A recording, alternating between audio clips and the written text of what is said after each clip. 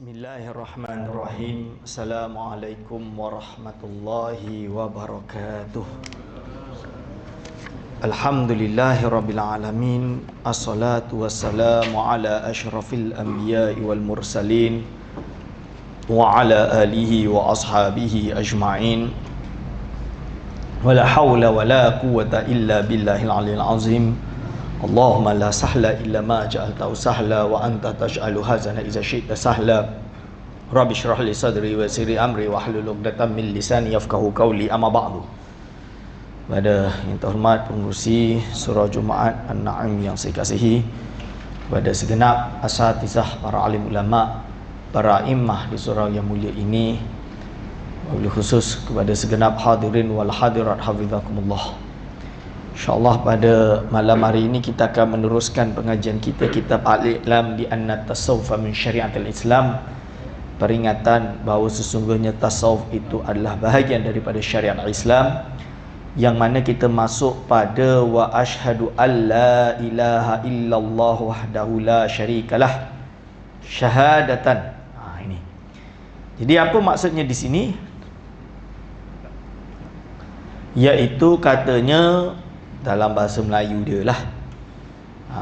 Lepas dia kata, aku bersaksi bahawa tidak ada Tuhan melainkan Allah Subhanahu wa ta'ala. Tidak ada sekutu baginya. Satu persaksian atau penyaksian yang menjadi simpanan buat kami bagi hari pertemuan dengan Allah. Itu dia kata macam tu. Jadi wa nastaujibu biha jamila jazaihi. Dan supaya mendapat ganjaran yang besar di sisi Allah Subhanahu wa taala. Titik. Kita mula tu dulu. Jadi dalam mukadimah ini muallif seperti yang saya jelaskan pada bulan lepas, memang dia dah ada mukadimah dia menjurus kepada ilmu tasawuf yang peringkat tinggi. Maka salah satu yang terpenting di kalangan ulama tasawuf, di kalangan ahli tasawuf, adalah memiliki tauhid yang khalis. Apakah itu tauhid yang khalis? Iaitu tauhid yang murni. Maksud tauhid yang murni ni apa? Ikhlas kerana Allah SWT, untuk menyucikan Allah Subhanahu wa taala. Ini asas. Betul, Islam menerima, bukan menerima, Islam mewajibkan syahadatu alla ilaha illallah, penyaksian tiada Tuhan yang berhak disembah melainkan Allah. Syarat Islam. Selain syahadah Muhammad, nanti kita akan jelaskan. Tapi itu Islam. Orang yang tak ada syahadah kufur, tak ada tauhid kufur. Cuma orang tasawuf dia tambah, bukan hanya setakat syahadah, tapi dia adalah mensematkan tauhid dalam hati, sehingga di dalam ibadahnya tidak ada sekutu bagi Allah SWT. Maksudnya dalam ibadah tidak ada sekutu. Bagi orang tasawuf ini, bila kita ibadah kalau ada unsur riak, berarti bagi mereka ini adalah syirik khafi. Suatu syirik khafi itu syirik yang sama. Ini pun wajib dibersihkan. Bukan hanya sekadar menyembah Allah, dalam perkara yang terjadi di dunia ini pun didasari dengan tauhid. Sehingga bagi mereka, kaya miskin datang daripada Allah, baik buruk datang daripada Allah, hatta kufur dan iman datang daripada Allah. Tapi of course mereka tak naklah di akhirat kelak berada dalam api neraka. Dan dia tahu itu adalah ketentuan Allah. Dia berharap untuk tidak mendapatkan takdir yang buruk. Maka mereka tenggelam dalam tauhid Allah Subhanahu wa taala, berharap Allah menerima tauhid mereka. Jadi sebab itu mereka mengatakan, iaitu apa?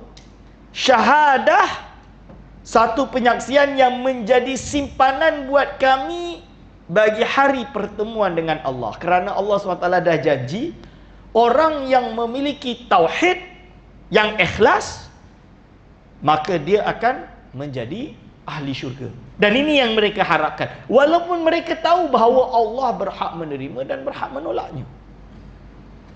Allah memasukkan hamba-Nya ke dalam syurga kerana rahmat-Nya, memasukkan hamba-Nya dalam neraka kerana keadilan-Nya. Mereka takut tauhid mereka itu atas dasar riak, atas dasar nifaq. Sebab itu dia, Imam Ghazali menyebutkan tauhid ni kepada 4 derajat, tuan-tuan. Saya tak hafal semua, tapi boleh saya sebutkan derajat yang paling rendah lah. Orang yang lidah dia tauhid, hati dia tak diiman, tu munafik. Itu bukan munafik zaman moden ni. Ini hipokrit lah dia ni. Nampak macam baik, belakang buat maksiat. Itu bukan. Itu masih orang kata, yelah malulah buat depan orang. Lebih kurang macam tu. Itu bukan munafik yang dimaksudkan. Yelah dosa-dosa. Tak baik, tak baik. Tapi kita tak katalah dia termasuk yang berada fi darkil asfali. Orang yang berada dalam api neraka yang paling bawah. Orang yang berada dalam api neraka paling bawah ni, mungkin dia solat ni 5 waktu jamaah. Hebat. Tapi hati dia munafik. Dia tak percaya Tuhan pun. Contoh dia. Hati dia benar-benar tak beriman, tak ada iman. Zaman Rasulullah SAW ada munafik. Malaikat khabarkan kepada baginda, bulan ni, fulan ni munafik. Tapi ada tak baginda SAW bakor dia, gantung dia, salib dia ke apa? Tak ada. Sebab itu urusan hati. Hatta baginda SAW dilarang oleh Allah untuk urus urusan hati. Maksudnya boleh doa lah. Tapi kalau Allah SWT takdirkan urusan hati, itu antara dia dengan Allah SWT. Sampai ada sahabat berperang dalam jihad, musuh tu dah kalah, nak dikatuknya, kafir tu syahadah terus, asyhadu an la ilaha illallah asyhadu anna muhammadar rasulullah. Sebab dia tahu kalau dia syahadah, tak boleh lah, haram darah dia kan. Tapi dibunuh juga oleh sahabat tersebut. Bila sampai kepada baginda SAW, baginda marah. Apa, kau nak korek ke? Nak operate jantung dia, nak tengok syahadah dia dalam hati dulu baru kau nak percaya?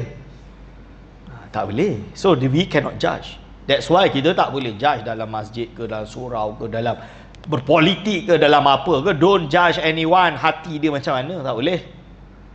Nak kata dia kafir ke, nak kata dia munafik ke, nak kata, tak boleh, tuan-tuan, tak boleh. Mulut kena jaga. Kita tak boleh judge seseorang, keimanan dia. Kalau dia zahir dia dah syahadah, khalas, wa huwa mu'min. Kecuali zahir dia memang dia tak mengaku Islam, tu bab lain lah. Orang kafir memang tak mengaku Islam, itu bab lain. Itu pun, yelah, kita zahir dia bukan Islam, kita katalah dia bukan Islam. Itu pun seumpama dalam hati dia ada iman, dia kafir di dunia tapi iman di akhirat, yang kita tak tahu tapi Allah tahu. Kan? Itu. Tapi of course kita tak tahu sebab zahir dia mengaku dia bukan Islam. Nak buat macam mana? Dia bukan Islam lah. Tapi yang dah syahadah tu, IC dia ada tulis Islam tu, jangan sekali-sekali kita tuduh dia kafir atau munafik. Syahadah peringkat selanjutnya, mujarradus syahadah, hanya murni syahadah tanpa tahu, tanpa menghayati. Berarti zahir dia muslim. Syahadah yang ketiga, dia memang benar-benar menyucikan Allah, dalam erti dia menyembah, beriman dengan Allah, menyembah kepada Allah SWT, solat. Tapi tauhid itu belum tenggelam di dalam jiwa dia. Bila masuk tauhid yang tertinggi, ini golongan arifin, bila dia sebut tidak ada Tuhan yang berhak disembah melainkan Allah, dalam erti dia tidak lihat melainkan Allah SWT sahaja. Bukanlah nak kata tiang ni Tuhan, tu Tuhan, bukan. Tapi dia wahdatus syuhud. Dia itu menyaksikan hanya Allah Subhanahu wa taala. Dia tenggelam dalam tauhid Allah, dan segalanya menunjukkan isyarah kepada Allah SWT. Dia lihat gunung, dia tahu Allah SWT yang menciptakan gunung tersebut. Allah SWT lebih agung dari gunung tersebut. Orang yang macam ni, dia boleh sampai kepada derajat fana, yang bila fana kadang gila kepayang lah, mabuk kepayang tu kan, gila esei lah kita panggil. Allah Alam, bahasa Melayu dia saya tak tahu. Tapi majzub, orang yang dah majzub, ini bab lain. Dia dah tak boleh diukur dengan ukur yang orang zahir. Hadirin wal hadirah hafizakumullah. Itu peringkat tasawuf. Ini bukan saya sebut, ini Imam Ghazali sebut dalam kitabnya berjudul Al-Ihya atau Ihya Ulumuddin. Melainkan hari ini memang ada kelompok yang Ihya Ulumuddin ni pun disesatkan dia. Itu tak boleh buat apalah. Tak ada ubat baginya kecuali dia bukan, dia biarlah, dia tak payah pakai lah. Orang macam ni. Lalu dia sebut, dan supaya mendapat ganjaran yang besar di sisi Allah, kerana orang yang berada pada tingkatan yang tertinggi tauhid tadi, dia adalah golongan al-arif billah. Diharapkan di akhirat kelak mendapat ru'yatullah fil akhirah, melihat Allah di syurga nanti.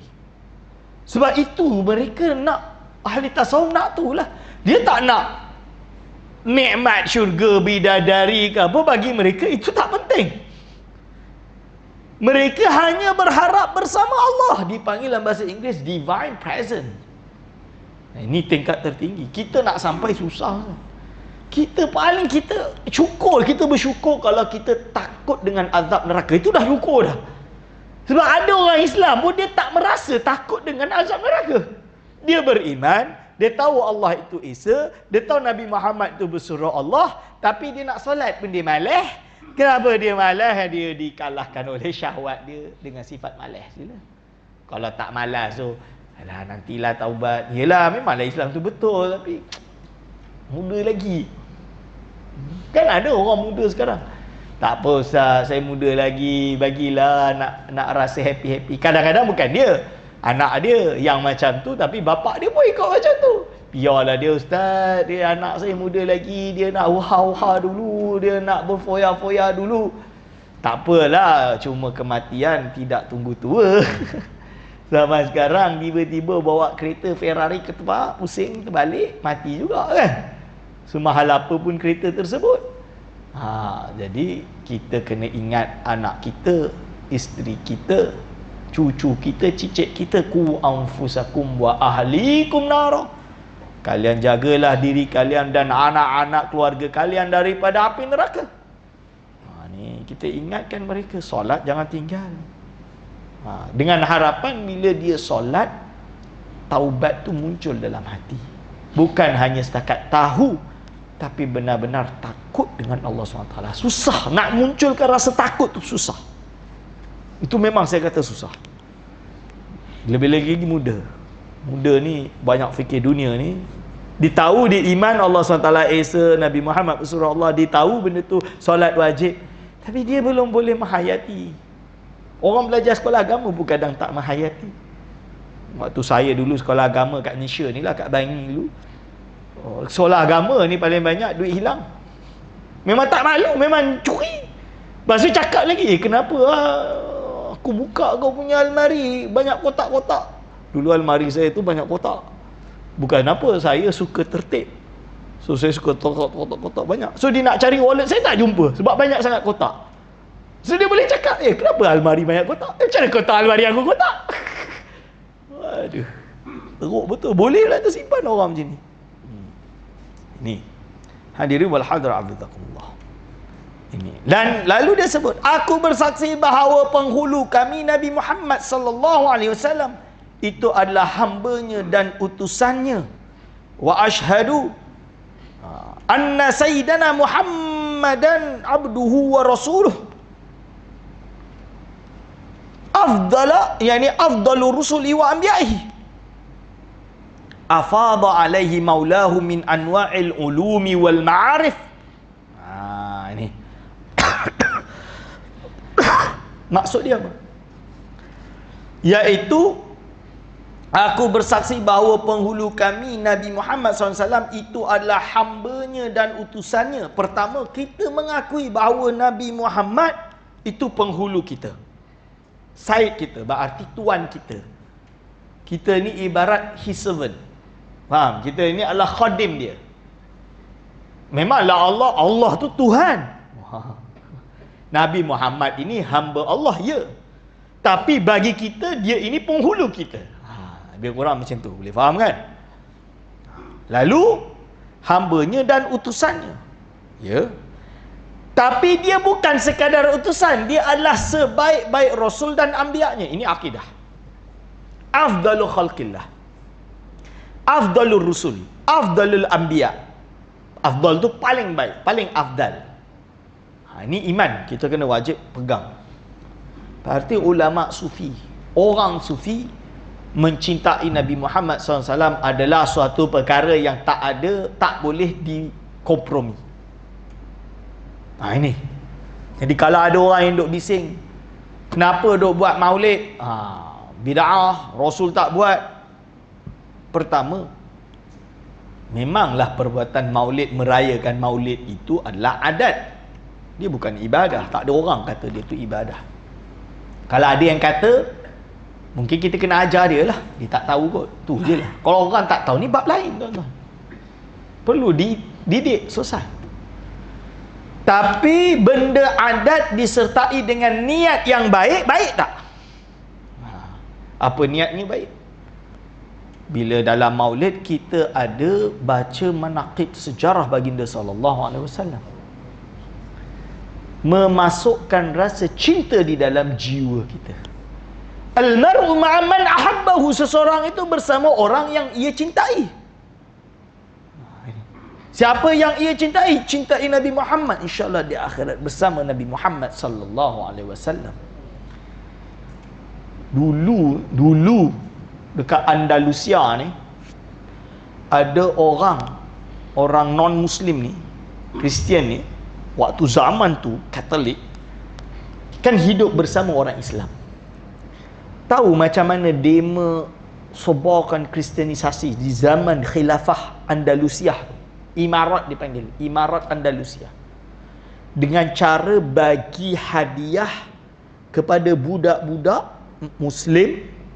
Diceritakan kisah Nabi Isa alaihissalam. Bagi mereka Isa ini adalah anak Tuhan, yang kalau kau terima Isa, salvation, kau akan diampunkan dosa di akhirat kelak, and you will get toys, you will get all this present, and you will be macam-macam lah. Akhirnya budak tu murtad sebab dia tak kenal Nabi Muhammad SAW. Dia kata simple je, Muhammad ni manusia, basyarun, manusia pesuruh Allah. Isa anak Tuhan. Tengok mujizat dia, siapa lagi besar kan? Miracle dia, hidup kau orang mati syekh. Itu budak dia dengar pun, iya biar benar. Maka akhirnya ulama mengarang, salah seorang dia Abul Abbas Al-Azafi, dia karang kitab nama dia Al-Maulid Ad-Durrul Munazzam fil Maulidil Muazzam. Naikkan derajat baginda SAW, menceritakan kisah baginda SAW. Akhirnya budak kenal, dari kecil ni kenal Nabi Muhammad. Bila dikatakan jadi, dijawab balik, Nabi Muhammad ni lebih tinggi daripada Nabi Isa alaihissalam. Isa adalah bukan anak Tuhan, wa huwa bashar.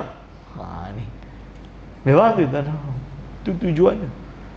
Baik ke tak baik? Kita ada anak-anak kita hari ini Barzanji dah tak nak baca, Maulid Daibai tak nak baca. Akhirnya hari ini keluar, orang anggap Muhammad ni hanya manusia. Kurang ajar betul. Tu memang, saya memang sorry, itu kurang ajar. Quran tak, innamal bashar yuha. Dia memang bashar, manusia, tapi yuha, diberi wahyu. Wahyu tu bukan benda kecil. Dia afdalu khalqillah. Itu sepotong ayat. Jangan tengok separuh ayat. Ayat yang lain tak boleh angkat suara. Allah SWT pesan kepada, ni dalam Quran ni, pesan kepada para sahabat, nak angkat suara lebih dari Nabi Muhammad pun tak boleh. So jangan anggap ni manusia biasa. Tu dalam Quran tu. Tengok sepotong ayat dia, ayat lain tak tengok. Oh ya Allah, ini musibah. Saya memang, ada yang tulis macam tu. Tu memang, kalau menurut Al-Imam Qadhi Iyad, boleh gugur iman. Dalam kitab Asy-Syifa bi Ta'rifi Huquqil Mustafa, dia kata orang seperti ini boleh gugur iman sebab merendahkan baginda sallallahu alaihi wasallam. Tak boleh. Ini buka kitab Asy-Syifa. Ni benda ni jelas. Ini bukan benda, kadang-kadang orang yang tulis tu tak berilmu. That is a problem. Nampak macam berilmu tapi mengarut. Ini. Lalu dia teruskan, Allah telah memberikan kepadanya pelbagai jenis ilmu dan pengetahuan yang tidak mampu ditanggung oleh gunung Syam. Masya Allah. Maksud dia apa?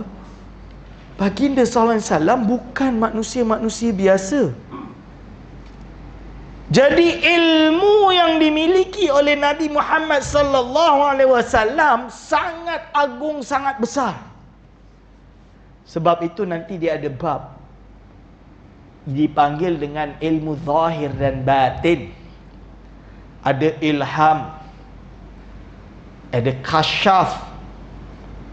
Nak bahas bahawa ilmu yang kita baca secara zahir ni bukan semata-mata itu sahaja, ada di sebalik itu. Cuma of course ada mizan dia, ya. Kalau ada orang kononnya dapat ilmu laduni tapi tak nak solat, bohonglah dia. Misalan dia. Itu sebab apa sekarang ni? Apa ni boleh kasyaf-kasyaf ni? Kasyaf ni tak boleh ditimbang mana betul-betul salah. Tak, timbangan dia tu lah. Pertama, dia soleh ke tak? Dia ulama ke tak? Kalau orang tak belajar agama, tak belajar apa, pakai serban lilit and then cakap kantoi tak ada ilmu, takkan kita nak angkat dia? Kan? Tapi isi dia tak salah. Takat tu je lah. Sebab itu zaman dulu, tuan-tuan. Zaman dulu ni serban dipanggil, kalau di Al-Azhar ni, saya tak tahu ni, saya dengar dari pelajar Al-Azhar cerita kat saya. Syarat nak pakai merah putih lilit tu dipanggil serban Azhar.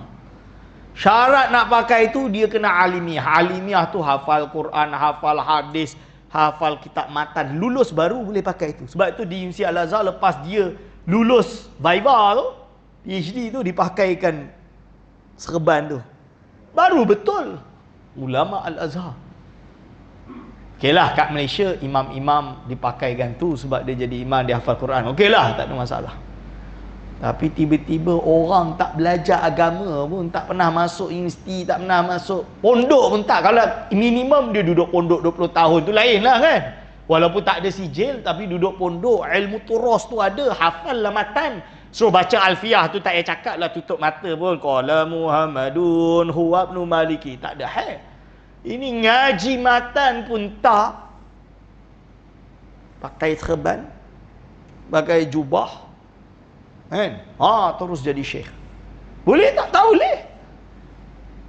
Ilmu kasyaf pun tak boleh. Walaupun betul, bukan tu, jadi fitnah. Dianggap fitnah. So, ulama tasawuf menerima kasyaf. Dalam kitab ni nanti dia bahas tentang kasyaf. Tapi dia ada mizan dia. Mizan dia apa? Imam Ghazali kata dia kena ilmu zahir dia imamah. Alim kabir lah.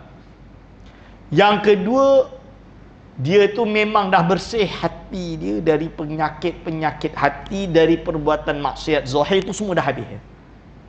Maksud dia tak adalah buat maksiat, dia tak adalah hati tu hasad, dengki, semua tak ada. Akhlak dia baik, mulia.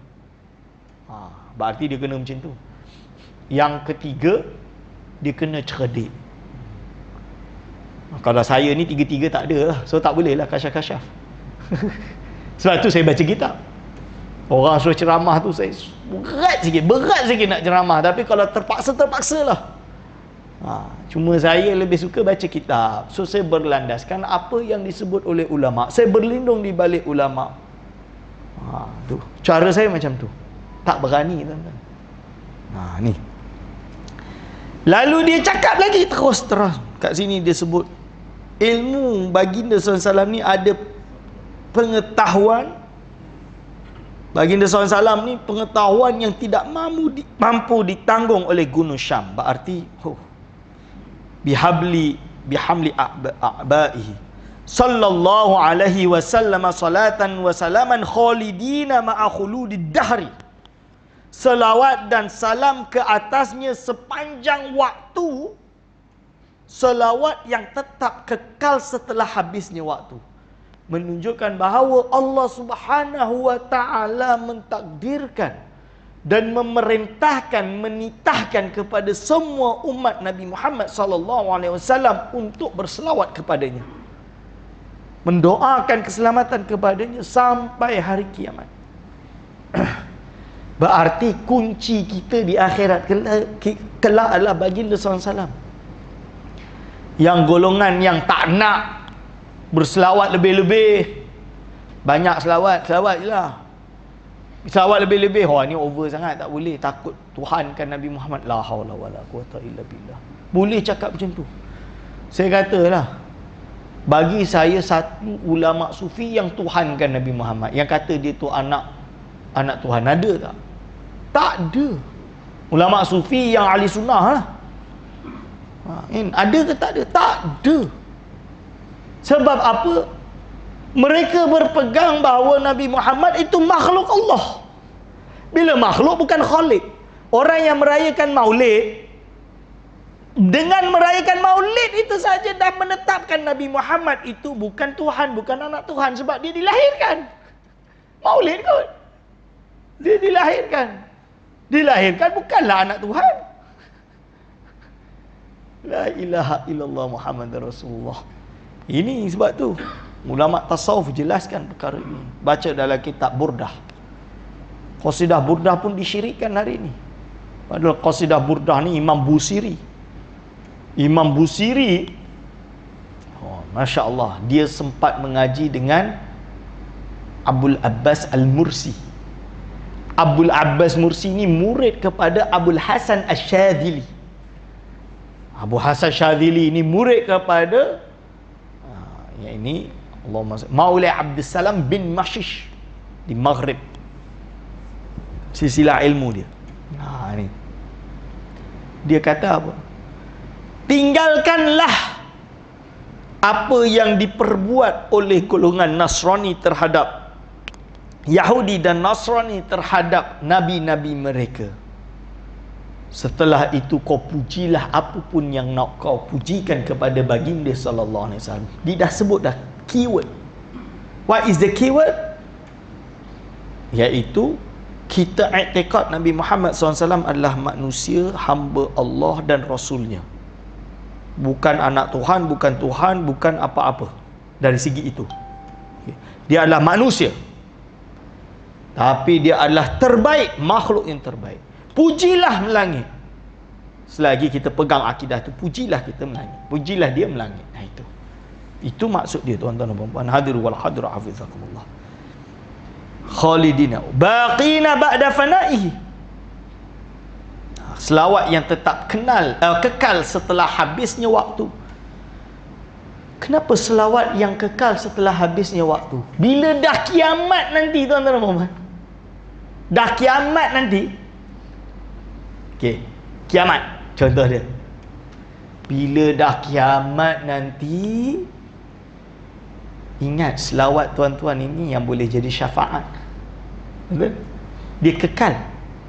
Kekal dalam erti menolong tuan-tuan nanti di padang mahsyar.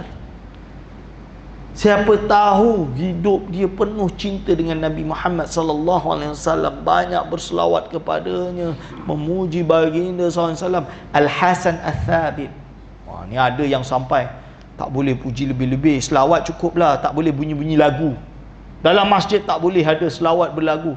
Akhirnya kita sallallahu ala Muhammad sallallahu alaihi wasallam, sallallahu ala Muhammad sallallahu alaihi wasallam. Itu pun dia bid'ahkan. Tak boleh lah masjid, dia kata tak boleh. Sebab ada lagu. Rasul tak ada lagu-lagu. Mana kita nak tahu lagu macam mana? Bukannya kita hidup zaman Nabi ada recorder ke? Kan? Tapi yang jelas dalam Imam Tirmizi, dia karang kitab Syama'il Muhammadiyah. Dalam kitab Syama'il jelas Al-Hasan Al-Tsabit dibinakan baginya sebuah mimbar di Masjid Nabi sallallahu alaihi wasallam. Dan Al-Hasan bin Tsabit dia naik di mimbar tersebut untuk dia memuji baginda SAW dengan qasidah-qasidah dia, dengan syair-syair dia. Sebab apa? Al-Hasan bin Sabit ini adalah diwan baginda SAW. Maksud diwan baginda ni, dia ini syuara bagi baginda, dia ini ahli syair bagi Nabi Muhammad SAW. Jadi kisah dia zaman Nabi SAW ni, ada seorang kafir jahili tapi pandai bersyair. Orang Arab ni kalau boleh bersyair ni menggila lah kita panggil. Perempuan ni kalau dengar syair sedap ni sampai menjerit-jerit tuan-tuan. Boleh terluka tak rasa. Lebih kurang macam tu. So si syair jahili ni, dia tak suka dengan Nabi Muhammad SAW. Maka dia buat syair menghina Nabi Muhammad SAW. Maka bertantanglah dengan Hasan bin Sabit. Al-Hasan bin Sabit ni sahabat Rasul SAW. Dia ahli syair, dia jawab balik dengan syair dia sampai kalah pula tersebut. Ini tu kehebatan Al-Hasan bin Sabit. Saya dulu nak beli Dewan Hasan bin Sabit, tak jumpa. Tapi saya tak berapa pandai bersyair. Bukan apa, otak saya bukan otak sastra. Maaflah terus terang. Saya bukan otak sastra, saya bukan otak seni. Lukis pun tak cantik. Nak cakap sedap pun saya tak kerti. Saya otak mantik, kita panggil otak mantik, otak logik. Itu lah, otak logik, otak hafal dah titik. Itu. Tapi nak cerita Hasan bin Sabit ni memang sedap. Itu. Jadi itu dalil. Kalau tak boleh berqasidah di dalam masjid, takkanlah Nabi Muhammad SAW bina mimbar kat dalam masjid untuk Hasan bin Sabit memuji baginda sallallahu alaihi wasallam. Ini. Wa radiyallahu an alihil kiram humatid din ad-dafi'ina anhu bis-sayfi wal burhani hamalati a'daihi wa an ashabihil fikhami wat tabi'ina lahum bi ihsanin ila qiyamis sa'ati wa sa'atil qiyam. Maksud dia, keredaan Allah ke atas keluarga baginda yang mulia. Penjaga, iaitu apa? Penjaga agama, iaitu mereka yang mempertahankan agama dengan cara menghunus pedang dan berhujah terhadap musuh-musuh Islam. Pertama, kita ahli sunnah kena memuliakan Ahlul Bait, keturunan baginda sallallahu alaihi wasallam. Dan muallif pengarang kitab ini Ahlul Bait Al-Hasan. Kita kena muliakan. Tapi kita kena faham, ada Ahlul Bait tapi bukan ulama. Kita menghormati mereka, hormat, wajib hormat. Tapi bukan kita mentakzimkan mereka seperti ulama. Ni tak betul. Kerana apa? Kerana takut jadi fitnah. Walaupun bila dia bukan ulama, takut kalam yang dia keluarkan itu salah dari segi syariat, kerana dia tidak ada ilmu. Tapi kita hormat dia, kita respect dia. Respect, we give him respect. But it's not that we angkat dia pada derajat ulama, tidak. Itu maksud saya. Tapi kalau ada Ahlul Bait yang ulama, ini angkatlah, muncullah. Boleh kan? Faham kan tuan-tuan? Contoh dia siapa? Syekh Afifuddin Jailani, keturunan Syekh Abdul Qadir Jailani. Abdul Qadir Jailani keturunan Rasulullah sallallahu alaihi wasallam, Sultanul Auliya. Syekh Abdul Qadir Jailani. Cicit dia ada dekat sini. Kita menghormati dia, mengagungkan dia. Kerana apa? Kerana dia juga seorang ulama, bukannya orang biasa. Ini contoh dia. Apa lagi? Banyak ulama. Habib Omar bin Hafiz. Saya kata dia ulama, dia iktiraf di dunia. Dia iktiraf di dunia, tuan-tuan. Di Al-Azhar, University Al-Azhar tu letak dia kursi, duduk kat Masjid Azhar mengajar penuh Masjid Al-Azhar. Habib Omar bin Hafiz. Ulama habaib, keturunan Rasul yang ulama, banyak hebat, karang kitab. Ada yang kata Habib ni tak karang kitab. Siapa kata? Kitab dia beratus Orang yang tak baca katalah, mana Habib-Habib ni tak karang kitab. Dia kata, oh kalau saya ini juhalak yang cakap ni, terus terang jahil, menipu, tipu orang awam. Ini dia ulama besar. Tiba-tiba datang Malaysia, yang berani sesatkan dia orang Malaysia. Orang Malaysia ni berani sesatkan dia. Orang Malaysia baca kitab pun salah-salah. Ini saya kata, saya terus terang tu, saya marah tu, saya tak terima. Sebab saya tahu macam mana ulama dunia hormat Habib Omar dan angkat beliau sebagai ulama. Dia memang ulama, bukan tak ulama, dia ulama besar. Ini. Tapi hanya kerana kejahilan beberapa orang menipu orang awam. Tu saya kata orang awam jangan tertipu dengan orang-orang macam ni. Sebab Habib Omar diiktiraf di dunia. Paling mudah lah kalau nak tahu diiktiraf tak diiktiraf ni, buka lah YouTube, tengok UC Al-Azhar iktiraf ke tidak. You mean UC Al-Azhar that big, and you know, we Malaysian, we have more than 10,000 students who go there, study in UC Al-Azhar, graduate, you know, more than half of all Islamic institution in Malaysia, the Ustaz is graduate from Al-Azhar Al-Sharif. And then today suddenly Malaysia is so good, don't even recognize what Al-Azhar recognize. And then berani-berani nak sesatkan Habib Omar bin Hafiz. Ini betul. Memang dalam YouTube, macam hebat. Utusan Malaysia pernah sesatkan. Saya marah tu. Mana boleh? Astaghfirullahalazim. Habib Omar bin Hafiz ni ulama besar. Ini dikatakan. Bila Ahlul Bait ulama, mereka ni lah pertahankan agama dengan cara menghunus pedang. Sebab zaman dahulu yang pergi membuka Andalusia adalah Ahlul Bait termasuk daripadanya. Musa bin Nusair dan pengikut-pengikutnya, banyak Ahlul Bait yang pergi. Sebab itu banyak Ahlul Bait yang ada di Maghrib, yang ada di, kalau pergi Maghribi itu Al-Hasani penuh. Ulama dan awam. Ulama dan awam. Ini saya beritahu, ulama dan awam. Ini. Lalu dia kata kat sini, juga mempertahankan berhujah terhadap musuh-musuh Islam. Of course. Kita tahu Syekh Arsyad Al-Banjari, dia Said Al-Aidarus. Tok Kupaloh Said Al-Aidarus. Tok Kupaloh bukan ulama. Ini. So jaga-jaga kalau mulut tu cakap. Ini. Juga kepada sahabat Nabi SAW yang mulia dan yang mengikuti jejak langkah mereka dengan baik sehinggalah ke hari kiamat dan hari kebangkitan. Kepada sahabat-sahabat Nabi, tuan-tuan dan puan-puan. Ahli sunnati wal jamaah bukan hanya mengagungkan Ahlul Bait, tapi juga ashabi Rasulullah SAW. Syiah, mereka sesat. Mereka kononnya mengagungkan Ahlul Bait tapi mengkafirkan para sahabat. Itu kita tolak Syiah. Sebab tu Syiah sesat. Dan bukan semua Syiah Ahlul Bait pun, sikit je Ahlul Bait dia. Ahlul Bait ahli sunnah je lah. Habib Omar tu Ahlul Bait yang ahli sunnah. Nama dia Umar. Syiah tak suka nama Umar lah. Habib Abu Bakar Al-Adni, nama dia Abu Bakar lah. Syiah tak suka Abu Bakar.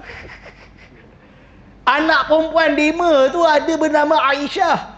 Syiah kafirkan Aisyah lah. Tiba-tiba tuduh Habib Omar ni Syiah ada. Habaib di Yaman ni Syiah tu, saya kata, wah, no brain, sorry to say. Wallahi. Tak, benda ni kalau kita duk baik sangat, dia tak baik, dia serang punya lah lantang. Kita pasal terlalu baik sangat. Kena tegas bab ni supaya jelas. Orang awam supaya jelas, tak tertipu dengan penipu-penipu agama ni. Ni saya kata, ni kita kena jelas. Sahabat Nabi, kita ihtiram, kita cinta mereka. Sebab itu, tengok ni, ini yang karang kitab ni Sayyid Syarif, keturunan Rasul Hasani, dia dituduh Syiah. Padahal dia kata apa? Dia kata wa an ashabi khilfi khami, dan sahabat Nabi yang mulia dan yang mengikuti jejak langkah mereka dengan baik. Ni mereka jejak langkah mereka yang baik. Wattabi'ina lahum bi ihsan, dan orang-orang yang mengikuti mereka, para ulama salafus salih. Jadi bukan hanya para sahabat, salafus soleh pun kita hormat tuan-tuan. Imam Junaid tak cukup tabi'in ke? Tabi'in. As-Sari As-Sakti tak cukup tabi'in ke? Abu Yazid Al-Bustami tak cukup tabi'in ke? Tuan-tuan. Jadi kita paling mudah nak bagi contoh ulama sufi, Abu Yazid Al-Bustami. Ada orang memang kata apa ni? Dia seranglah ulama-ulama sufi yang syatahat, yang ada latahan. Macam Al-Hallaj dikafirkannya. Saya nak tanya, tak nak kafirkan Abu Yazid Bustami ke? Kalau saya tanya, nak kafirkan Abu Yazid Bustami kita? Mungkin dia tak tahu, dia pun kafirkan sekali. Nampak sangat dia tak baca kitab-kitab Ibn Taymiyah. Ibn Taymiyah hormat Abu Yazid Al-Bustami. Saya bagi contoh. Ini. Secara paling mudah nak sedarkan dema, kita baca kitab Ibn Taymiyah. Kebal lah 23 jilid, penat lah nak baca tuan-tuan. Tapi saya kena baca lah. Sikit nak faham. Nak faham. Kan berhujah. Ila qiyamis sa'ati wa sa'atil qiyam, sehinggalah hari kiamat dan hari kebangkitan. Jadi ulama-ulama ini semuanya kita agungkan, kita hormati. Ulama, orang yang mengikut jejak langkah baginda SAW, yang membawa manhaj baginda SAW, yang mencintai baginda SAW. Ini kita ikut, tuan-tuan dan puan-puan. Kita hayati, kita pegang dengan mereka, tuan-tuan dan puan-puan. Ini. So, jadi janganlah tiba-tiba kita ikut Nabi dan Rasul. Kita ikut Nabi dan Rasul. Kita ikut Allah dan Nabi. Kita tak ikut cakap ulama. Ulama tak maksum. Bukan macam tu. Ya, ulama tu macamlah tak ikut Allah dan Rasul. Ulama ikut Allah dan Rasul. Cuma kalau kita yang nilai Quran dan Sunnah mungkin tersalah. Sebab ilmu kita cetek. Kalau ulama yang karang kitab berjilid-jilid, takkanlah dia tu jahil. Kita tengoklah, ukurlah baju sendiri. Itu orang kata, orang Melayu kata ukur baju sendiri. So you measure your own self. Ini dia tuan-tuan. Sebab itu saya memang tak ada ilmu. So saya kena mengajar dengan kitab. Tak ada kitab, saya takut tersalah. Kalau tak ada reference, saya takut tersalah. Cuma kadang-kadang ingat, lepas tu lupa. Saya cakap ada sumber dia, terlupa sebut. Orang kata tak ada sebut, balik rumah cari, jumpalah. Kita kabarlah balik. Itulah manusia. Hadirin wa hadirat hafizatullah. InsyaAllah kita iktifakkan sampai sini. Bulan hadapan kita sambung amma ba'du. InsyaAllah dengan harapan ilmu yang kita dapat menjadi ilmu bermanfaat. Aqulu qauli hadza astaghfirullah li wa lakum. Wassalamualaikum warahmatullahi wabarakatuh.